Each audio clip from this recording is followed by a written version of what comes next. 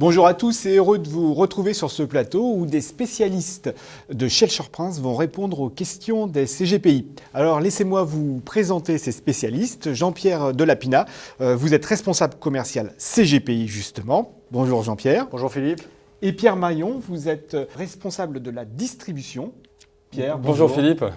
Alors vous étiez à Patrimonia ou pas? On était à Patrimonia. On a fait une très belle conférence avec Fidelity et JP Morgan Asset Management. Et il y a beaucoup de partenaires qui sont passés sur le stand.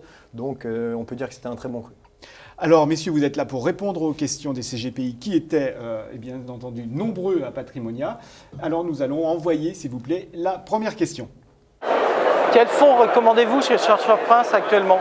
Alors Jean-Pierre? Tout dépend de quel point de vue on se place et le degré d'aversion au risque de l'investisseur. Vous savez que chez Shell-Surprince Gestion, nous sommes une société de gestion spécialiste de l'obligataire. Nous gérons 4 milliards d'euros sur l'ensemble du spectre obligataire. Ça va des obligations court terme aux obligations convertibles en passant par les obligations high yield, le multistratégie obligataire et tout ce qui est la dette privée, les loans.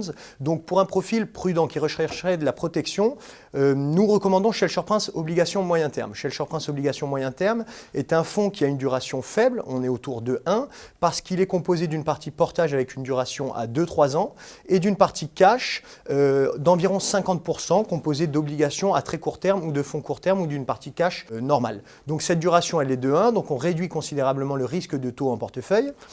On a comme contrainte d'investissement d'avoir au minimum 50% de l'investissement en investment grade, donc 50% au maximum en high yield. Donc on réduit considérablement le risque crédit.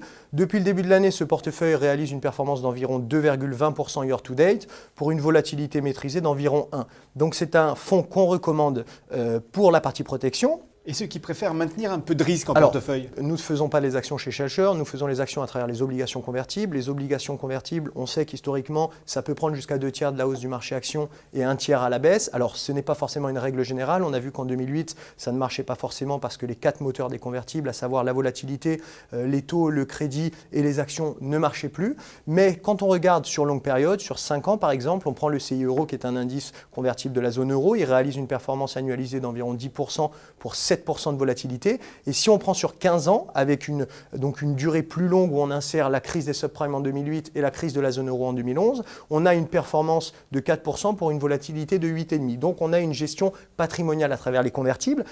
Je conseillerais le fonds Shell-Surprince Global World, qui est un fonds de convertible international qui a la particularité d'être exposé à 4 zones géographiques, l'Europe, le Japon, les États-Unis et l'Asie, et qui n'est pas couvert contre le risque de change. C'est un fonds qui fait à peu près 7% annualisé sur les 3 dernières années, avec environ 8,5% de volatilité. Donc pour la partie prudente, Shell-Surprince Obligations Moyen Terme, et pour la partie un peu risquée, Shell-Surprince Global World. Merci pour toutes ces réponses bien précises, et on va passer à la question suivante. Est-ce que dans un contexte de taux bas, l'obligataire a toujours du sens ?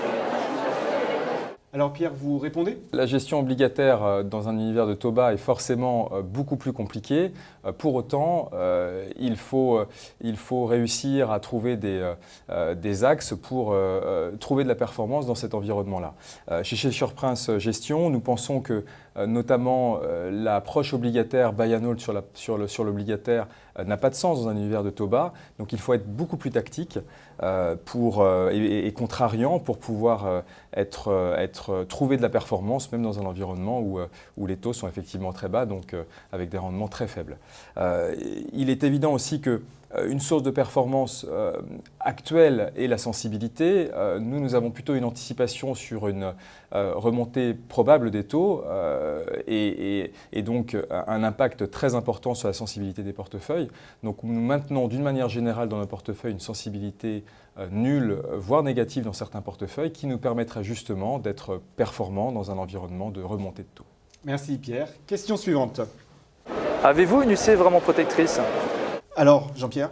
Alors, vous savez que les CGPI fonctionnent un peu comme les gérants, en mode risk-on et risk-off. En risk-on, ils auront tendance à vendre un peu d'euros pour aller vers les UC, et en mode risk-off, ils auront tendance à vendre un peu d'UC pour aller vers les euros. Aujourd'hui, ce process-là est un peu révolu à notre sens. Pourquoi? Parce que les assureurs déjà freinent considérablement tout ce qui est nouvelle collecte en unités de compte, en euros, pardon, pour inciter à aller vers les unités de compte.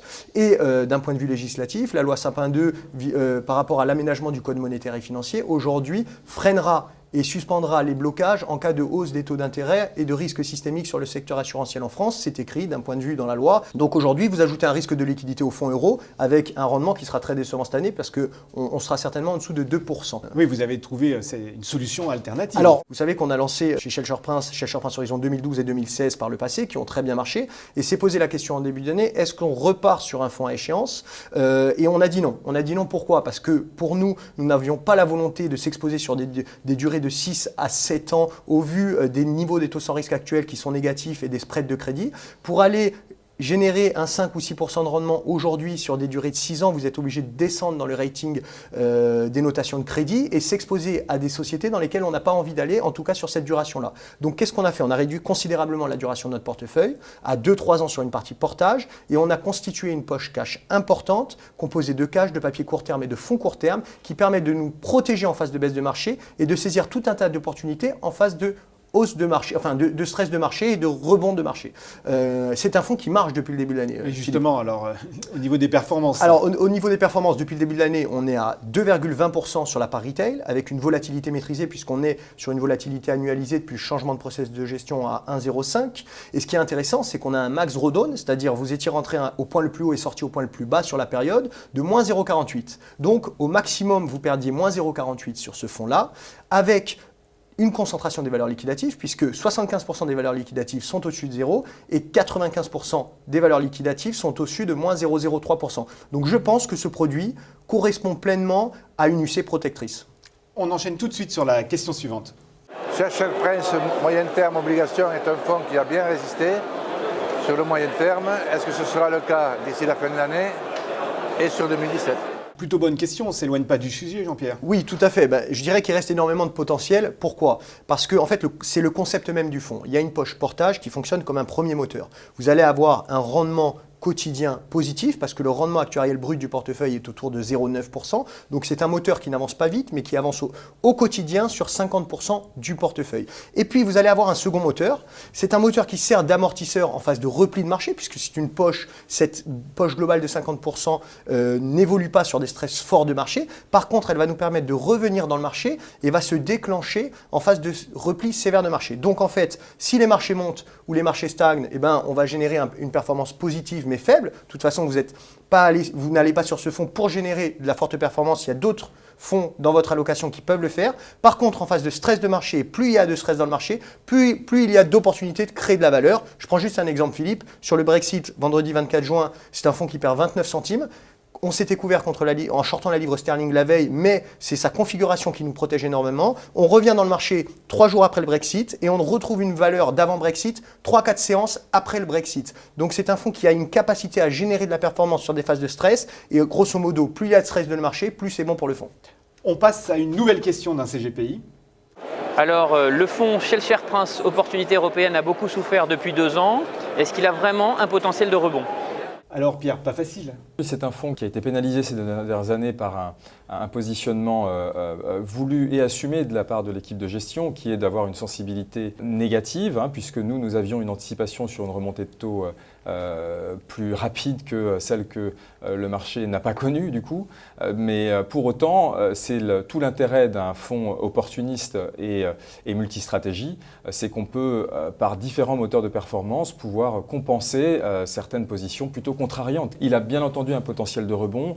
Si par rapport à notre scénario central de remontée de taux en début d'année l'année prochaine, par rapport à cette exposition à la sensibilité négative, donc aujourd'hui qui est de l'ordre de -1 à -1,5%, nous aurions un potentiel de hausse de 6% avec une remontée de taux de 100 BP, ce qui est relativement important et conséquent et ça protégerait donc fortement le portefeuille dans un moment où les marchés seraient forcément très stressés puisque un environnement de remontée de taux serait assez, je pense, mal vécu d'une manière générale sur toutes les classes d'actifs. Une dernière question, messieurs. Avec des taux si bas, est-ce le moment de se positionner sur le fonds Shelter Prince au rendement? Alors Pierre, encore une question d'avoir le bon tempo? Oui, en effet, il est clair que le marché du crédit investment grade ou high yield est aujourd'hui cher, voire très cher. Donc le high yield est clairement déconnecté d'ailleurs des fondamentaux. Et ça, c'est de la faute des banques centrales. Oui, bien sûr. Il est évident que le quantitative easing aide énormément et soutient le marché du crédit. Et on le sait que ce soutien sera encore pendant 6 mois au minimum. Et il est clair que cette course effrénée à la recherche de rendement profite à toutes les classes d'actifs obligataires, le high yield également. Mais il faut bien faire avec. Certes, maintenant, on a beaucoup parlé justement des problématiques sur les taux, de probables remontées de taux, comme en tout cas nous l'anticipons. Donc il faut forcément aussi avoir une approche beaucoup plus prudente à la fois sur la qualité de rating que l'on va chercher, sur la duration des papiers que l'on va chercher, mais aussi beaucoup plus tactique en essayant de saisir les opportunités. On en a longuement parlé tout à l'heure avec l'un de nos fonds.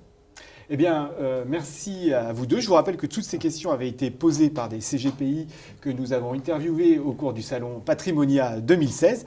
Avant de nous quitter, Jean-Pierre, et s'il n'y avait qu'un fonds à retenir? Schellcher Prince, obligation moyen terme. Eh bien, merci à vous deux. Merci Philippe.